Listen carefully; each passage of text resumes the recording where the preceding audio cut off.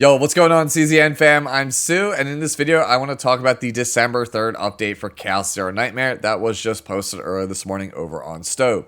There was also an accompanying live stream on the official YouTube channel that went over Chizuru, and we're not really going to reference a ton of things from that live stream because, well, everything that we need is here in this update notice, as well as a couple of posts on Reddit that I'll reference a little bit later. Anyways, very, very good patch. A lot of amazing things coming, and there's also some notable bug changes that I'll talk about at the end of the video that will massively help out a couple of characters in the roster in particular. So, let's start. You're going to be getting Chapter 2 of Forbidden Catalyst in this update. So basically, Chizuru's story. If you've already completed Yuki's from last time, then you'll be ready to go, experience her story, kind of figure out why she is here, because she kind of showed up at the end of the last story, and it was kind of like a cliffhanger. Well, now we'll figure out why the hell she's actually here. In addition to the story, we're going to be getting Great Rift, and if you play Epic 7, you already know what this basically is. It's Hall of Trials. If you don't play Epic 7, Hall of Trials is kind of like this weekly or bi-weekly challenge boss mode where they give you a difficult boss. It has specific mechanics, and you have to formulate a team that can conquer that boss and get the highest amount of points, and you will get rewards based on your points. Now, a couple of things with this style of gameplay mode. In Epic 7, it usually, but not always, rewards, number 1, the current banner characters. As you can see, Order and Void are the two halves of this boss. It's going to be weak to Void on one side and Void on the other. Yuki is Order and Chizuru is Void. So odds are, in order to get a really high score, you will need a good Yuki and also a good Chizuru. And 2, this is usually, but not always, where whales can kind of flex their, like, you know, amazing gear or their like super decked out characters. So just playing it and completing it and getting a decent enough score will get you the lion's share of all the rewards from the shop, but there will also be merit ranking rewards. So based on how well you do, you will get rewards, right? As you can see, merit-based rankings are displayed up to rank 100, and you will be able to actually see, I believe they talked about in a previous developer note, the comps that you see at the top, the people that are in the top 1%, the Masters rating, you'll be able to see what teams that they play and emulate that in case you're confused on what to do. But I will tell you, if it's anything like Hall of Trials in Epic 7, the like top 100 to top 1,000 players are basically playing almost the same exact team or a variation of the same team. So you're going to see probably like, who knows, maybe like E6 Meilin with like cracked out gear and an insane deck on everybody. So I'm letting you know, you should absolutely do the mode in order to get the rewards, but temper those expectations. If like you could only get to like gold or platinum, right? That's fine. I'm just letting you know that the top ranked players in like Hall of Trials are on a whole nother level. So I'm just letting you know, those are where your whales are, your big spenders, your like diehards that know life the game. Also, we will be getting this Unigram Messenger with this update. And not to reference another game, but this is basically like BlazBlue Messenger in NIKKE. It's just a fun way to hang out with characters, get some little lore dump, get to talk with them. There might be some quests and rewards tied to it, things like that. It's a nifty little feature. It's just something to further immerse yourself in the world and the characters. I really like it when games do things like this. You'll also be getting this Blackthorn trade shop. This is just another thing that you could use to get materials monthly. As you can see, you could use it to get what is it, down here, here's the trade item shop, right? You can get 5 rescue anchors per month, and you could get a bunch of stones in order for your potentials for characters.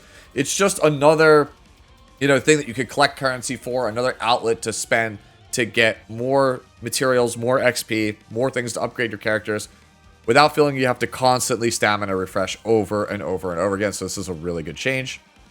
We'll also be getting this See You on Unigram event. It's kind of celebrating Ray getting her friendship background, and there's these missions, right? If you greet Ray on the Unigram thing, you'll get some crystals. If you visit a cafe with her, you'll get this rabbit doll. If you give her the rabbit doll, then you'll get more crystals, so on and so on. It's just a quest line. It's just something fun, interesting to do, pick up a little bit of extra rewards, things like that. A new check-in event. If you log in for 7 days during this month, you'll get 10 summons, and then you get, I believe, the foil summons, the prism summons. At 14, you'll get a multi for 14 days. And then 21 days, you'll get 10 summons, I believe, for the actual limited banner, so you could use that for Chizuru or save it for Serenial or whoever else that you kind of desire here. All right, now the big one, Chizuru. What do I think of this character? She is a Void Psionic combatant, and you know, they always post the cards in this fashion, so thankfully somebody on Reddit did me the favor of posting all of her cards and mechanics in visual form, so it's much easier for us to understand. Now, at base, before I go over everything like in detail, Chizuru is a very weird character. She feels like a different version of Rin in that she is very selfish. She requires things to kind of go in a specific order. So like Rin wants you to go into Dark Mist stance and doesn't want you to break Dark Mist stance until she kind of executes her game plan. Chizuru's kind of the same way. So let's go over and talk about the card effects that she's going to have. So she has bind in her kit for certain cards. Specifically, it's just her ultimate. So when you see this bind, all you need to know is that it refers to Shadow of the Moon, which is her 8th card, her ultimate card, like the purple rarity card. Inhibit, which is a debuff that one of her upgrades gives you. Inhibit is very, very important. You cannot gain AP at all when you have Inhibit, aside from the 3 you get at the start of the turn, or Ravage, right? If you have like a Fate that gives you 4 AP at the start of the turn, that would also work. But basically at the start of the turn, or when you Ravage an opponent, those are the only ways to get AP, and the cards that give you Inhibit also give you additional cost reductions. So it's not as much of a drawback. You could technically ignore it and not trigger Inhibit on this character when we talk about the cards, but do note that Inhibit adds 1 hit to Shadow of the Moon and Shadow of the Moon Plus, which are her ultimate cards that we'll talk about in a second. So if you're not going to Inhibit, you actually lose damage, right? So if you wanted to play Chizuru with Mika, you could. You just know that you will end up losing damage as a result. Next is Curse Shackles, which is a debuff that she could apply to an enemy. Anytime somebody with Curse Shackles is hit, for each hit count, they will generate 1 Will-O-Wisp for Chizuru. And Will-O-Wisp is kind of like her unique mechanic, right? I'm sure if you've ever looked at the top left-hand corner of the screen while playing the game, you might see like 3 zeros for Cassia. So it lets you know your progress, how many zeros you made in order to trigger his additional effect. Rin has like an icon that shows you when you're in the stance. Hugo shows you how many stacks have commenced the hunt. Chizuru's is Will of the Wisp. When you get 5 stacks of Will of the Wisp, it puts a Shadow of the Moon card in your hand, which is her ultimate. It is a bind card. Basically, generate 5 stacks, get a bind card, use the bind card later. That's kind of the general gist of it. So let's go over her cards real fast. So Moon Slash is her basic attack, and when it's upgraded, it is a 60% x2 damage attack. It's basically a multi-hit attack, and she does care about multi-hits. That makes her great with characters like Ray, which is my favorite support, and Ray is also the character that is featured on her banner. She has Spirit Ward's Flame, basic shield, Karmic Flames, which will always start in your hand. This is a very important card, but also not a very important card. So let me explain. Karmic Flames is the only card in the entire kit that generates Cursed Shackles, which is how you generate Will-O-Wisp normally. So if you want to get Shadow of the Moon, the ultimate, you need to play Karmic Flames, and you need to keep it on the enemy as long as possible. If you target somebody with Cursed Shackles and then switch targets to somebody that's not cursed with the Shackles, the original target loses it. So basically, this is like, I mark a target, everyone must attack that target until it is dead in order for me to get my resource. The only other way for you to get resources is cards like Tsukiyomi, which is a 0-cost skill that says you get 2 Will-O-Wisp for each hit of the next attack card that this unit uses. So for example, Moon Slash here is a 2-hit attack. If you go Tsukiyomi into Moon Slash, that generates 4 Will-O-Wisps, which is 4 out of the 5 you need in order to make a Shadow of the Moon appear in your hand. Alright? So, again, pay attention when you use Karmic Flames early on, who it's on.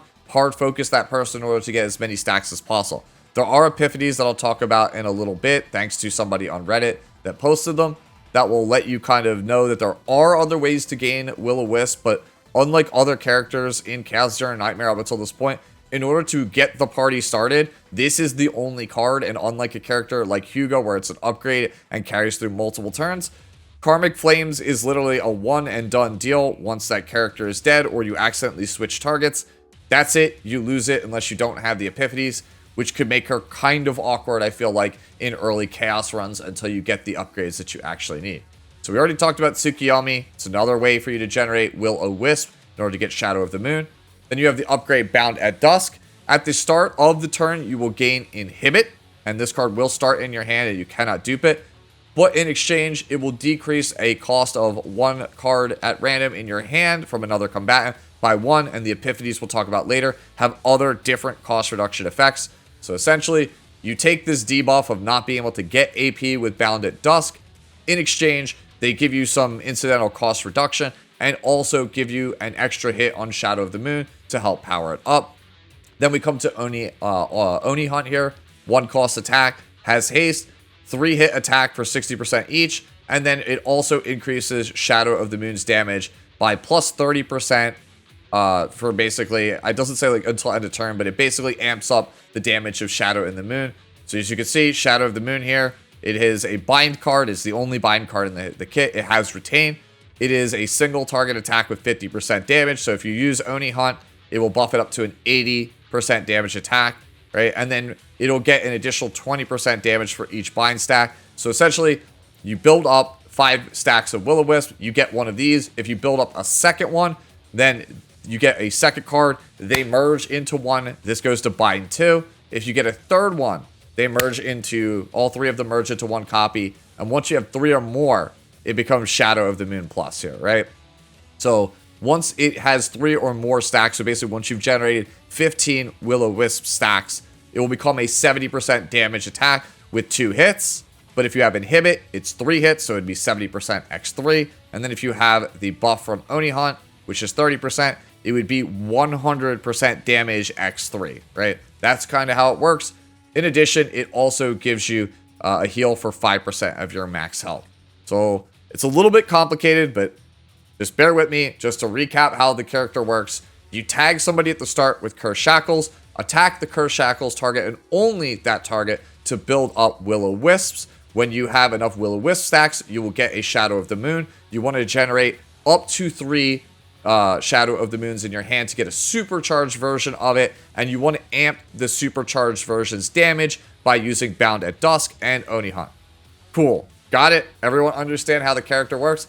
Like I said, very similar to Rin in that she is selfish because she wants you to kind of do her thing. She wants you to jump the character that has shackles. She wants you to help her build up Will-O-Wisp as fast as possible. And if you ever break the chain, then the whole game plan falls apart. Alright, so here's her ego skill. Moonlight of High Tide. It is a 5-cost ego point skill. It is a single target damage attack that gets more powerful for each Shadow of the Moon that you've created throughout the battle to a maximum of 10. So essentially, if you have made 10 Shadow of the Moons, then you will have a 750% damage attack, which is pretty massive, honestly. Like, Magna is like the strongest one I've seen so far at 600%, give or take. So this is 750, but obviously it's going to take quite a long time to build that up. Not the best ego skill, in my opinion, but still a solid one, nonetheless. Like, I still think, like, somebody like RENOA has, like, the best DPS skill for an ego skill, but this one is still pretty good. There's the Manifest Egos. I'm not going to really talk about dupes, because usually on my channel, I focus on free-to-play strategies or low-spender strategies. But just know that level 2, level 4, and level 6 are the major damage spikes. So if you want the easiest time playing the character, get level 2. If you kind of want to push your damage, get 4. And if you're a Leviathan, you go for level 6. Also, here is her partner, Itsuku. Her passive Tranquil Maker gives you a 8 to 16% attack increase, and this is multiplicative. So it's quite a huge amount of damage that will be added to the character. 8% for only 1 copy, 16 for you whales out there that are going to get a ton of copies of it. Every time the assigned combatant's cards stack, so basically every time you make a Shadow of the Moon, you get plus 5% attack card damage, right? And that's not per turn. So essentially, if you manage to get a Shadow of the Moon plus, which would be making 3 bind cards, right? That's max 3 stacks, you get plus 15% attack to all of your cards. It's additive, it's a small bonus. It's nice, but it's nothing like crazy. Every time one attack card is used by the assigned combatant, that deals 3 hits. So basically, when you use Oni Hunt, you do 30% fixed damage to the target, and you'll get more if you actually manage to dupe the character. Ego skill here, Moonlit Leisure for 4 ego points, 200% damage to all enemies, and applies Fierce Wind effect to the character. And Fierce Wind effect gives you 50% additive damage bonus to your attack cards for 1 turn. So the ego skill, in my opinion, is whatever. Like it's really expensive for an AoE attack that gives a very small damage boost at the end of the day. If you have like a lot of multi-hit attacks like Chizuru, and you're already amping them up with things like Ray, you can help. You could use this to kind of push it into like preposterous territory where we're doing like, you know, 600-700 x4 for attacks, and if they all crit, then you just kind of like completely dunk the opponent. It's fine. Like, I think it's like a fine ego skill. The big takeaway is this first line attacks. The assigned combatant's attack is increased by 8% multiplicative. It's a huge damage amp. So if you really like Chizuru, you really want to play her, Itsuku is probably going to end up being the major thing for you to actually go for here. Now, I do want to take a quick moment to kind of like show that there are some epiphanies that were shown on the JP and Korean streams, and somebody used AI on Reddit to actually translate these things so you can kind of see them. I will link this post down in the description. I don't want to spend too much time on it because I want to keep the length of the video kind of short. But as you can see, here is like some other ways for you to generate Will-O-Wisp on Tsukuyomi's upgrade. You can see that there are different types of cost reduction, including one that you could build around, like if you want to build a team around all lead skills with MAGNA, for example, then this version of the upgrade could be pretty good. Right, you can see that like Oni Hunt has a unique that makes it so at the start of the turn, you gain 3 Will-O-Wisp. So for enemies or like battles where you have to fight multiple enemies and you can't really rely on having shackles all the time to build up Will-O-Wisp, this is another way for you to do so. Now, to round out the video here, I'm not going to necessarily talk about like the affinity changes. You can kind of read that on your own. I want to talk about a lot of the bug fixes that are going to be here in the game. Specifically, a couple that are really, really important. And considering it's a wall of text, I'm just going to kind of jump ahead here so you could kind of see here. Battle-related improvements here. Fixed an issue where counterattack functioned as fixed damage contrary to its description. With this fix, counterattacks can now benefit from ally buff effects. So, I just released yesterday a guide on how to play Magna, and a lot of people have asked me, what does her Ego level 4 skill do? Because the Ego level 4 skill on Magna states that her counters no longer activate vulnerability. Because counters currently, as they are now, do not activate vulnerability and are not affected by things like, you know, morale or ally buffs. With this bug fix, you can now do some pretty big damage off of counters. This is a pretty huge change to Magna and Maribel. It will make these characters do significantly more damage over time with this fix, and it makes Magna just feel like way stronger than she currently is right now, because a lot of her moves give vulnerability, and now if I can proc that vulnerability with my counter attacks, then the damage that she deals is going to be totaling up pretty high. And again, I play a lot of Magna. Her counters usually do like 250 to like 600, give or take. And if you get like a multi-hit move with like 5 attacks, getting like 500 damage times 5 is pretty big. Now that it's affected by buffs and things like vulnerability, that damage is quite a bit higher. So instead of getting a potential like 2,000 to 2,500 damage, I might be getting like 3,500 to 4,000 damage, so on and so forth. So huge, huge change for the vanguards that are currently in the game that are not named Calipe. So this is a huge, huge deal. The other set of changes that I want to talk about here in the video, apologize there for the kind of the Windows ding. An issue where Dirge Bullet did not benefit from Conqueror's aspect critical hit damage increase will be fixed. So previously, the 1 cost set Conqueror's aspect did not work with Renoa's Dirge Bullets. So now you are going to be able to build Renoa on Conqueror's aspect set and get an extra 35 critical hit damage on your bullets, which is a big, big increase to this character's overall damage, right?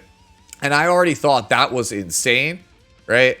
But there is another bug fix that is here as well. and I'll see if I can find it here. An issue where Renoa's 3-1th, that's a weird way to phrase it, but Renoa's 3rd and 7th potential nodes did not apply their Dirge bullet upgrades to extra attacks will be fixed. So, the potentials that myself and a lot of other Renoa players have been investing in don't affect Dirge bullets. So we thought we were getting bonus damage on our bullets. That was a bug and it wasn't actually applying. So now, not only will you get like the extra 15% damage on all of your bullets from this bug fix, you're gonna get 35% extra critical damage also on all of your bullets, which I already felt Renoa was one of the strongest, if not the strongest, damage dealer in the game. And basically they're saying that 2 major sources of damage for the character have been bugged the whole time. So that's a lot of damage. I'm pretty excited about this. Anyways, I'll link the notes down in the video's description along with the translated epiphanies for Chizuru for those of you who do want to see them. If you have any questions, as always, let me know down in the comment section.